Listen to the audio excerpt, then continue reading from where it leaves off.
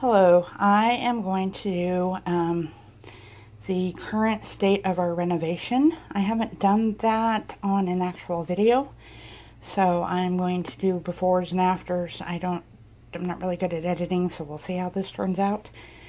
But excuse the mess, we're in the middle of the renovation, so it's kind of hard to keep everything where it goes. But here is the laundry room where we have totally replaced all the water damage from up here down here. This was all rotted, and we have torn out the floor, sorry for the laundry baskets, torn out the floor underneath the washer and dryer so they are level and they don't rock and go out of balance and all that anymore. And of course we've torn out over there. That's where we originally found that the floor is totally gone and there's no hardwood floor under here like we had hoped. And we also took out this cabinet that was here, and I was able to bring in my mom's dresser, one of them. We still have another one out in the shed. Hopefully that will be this weekend's project. It's also my daughter's birthday, so I'm not sure. Our food is now closer to the kitchen. That's not its permanent place, but it's closer. If you remember in previous videos, there was plywood here. In fact, there it is. That blocked off this doorway. We're still not able to use this doorway because of the cabinet configuration in the kitchen. But it's opened up and it's much nicer from both directions now. But we still have to tear up flooring little bits at a time. It is a pain to tear up this floor. There are so many layers. It's like an onion. They just kept putting layers down over rotted floor, over the rotted floor, over rotted floor. And we also have to tear up more plaster here because it's still all water damaged here.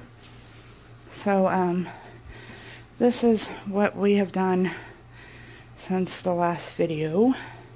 And excuse the mess, because once again, it's hard to keep anything clean when you're renovating.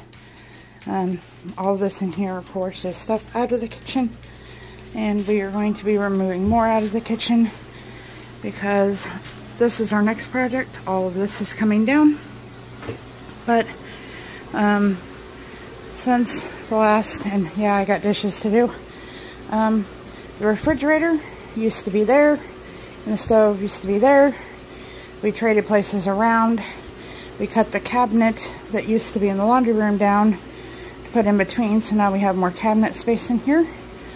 So that's pretty much all we did in here. As you noticed, it opened up. Sorry, we were putting dishes away. Opening this up lightened up the kitchen a lot. So our next plan of action is me actually boxing up everything that's in the kitchen so we can start tearing all this out. As you can see from all the water damage from the busted lines from when they did not shut off the water when they foreclosed on the house, and all the water lines busted. This will all have to be taken down, and so we're going to, that'll be the next project. Step 1 is to take down this nasty ceiling and sheetrock it, get rid of these horrible lights, and fix the ceiling and start working on the walls.